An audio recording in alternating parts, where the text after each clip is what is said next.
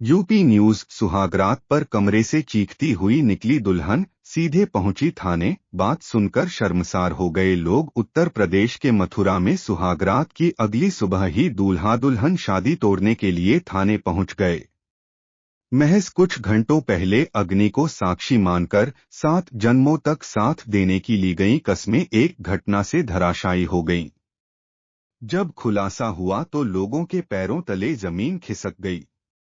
मामला वृंदावन कोतवाली क्षेत्र के गौरानगर का है। यहां के रहने वाले आनंद अग्रवाल की शादी हरियाणा के होडस निवासी रेखा के साथ तय हुआ था। बारात के लिए 10 मई की तारीख तय की गई। बेटे की शादी को लेकर घर में खुशियों का माहौल था। हंसी खुशी घर वाले बारात लेकर गए। ससुराल में नवेली बहू का धूमधाम से हुआ स्वागत। लड़की वालों ने बारात का धूमधाम से स्वागत किया। शादी की सभी रस्में हिंदू रीति रिवाज के साथ संपन्न हुई। इसके बाद 11 मई की सुबह विदाई की रस्म अदा की गई।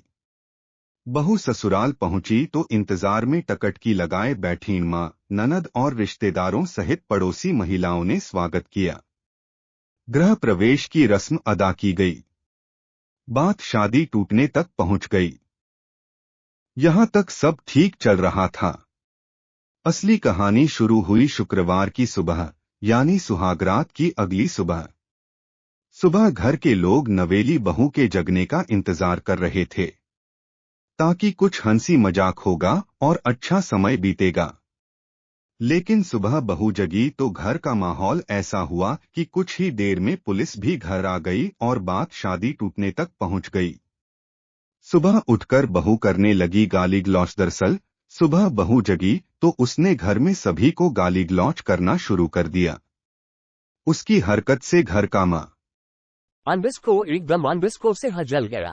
पहले तो लोगों ने समझाने का प्रयास किया और बात जानने की कोशिश की, लेकिन जब बात नहीं बनी तो मामला थाने पहुंच गया। यहाँ बहू के भाई ने जो खुलासा किया उसे सुनकर लड़के वालों के पैरों तले जमान खिसक गई।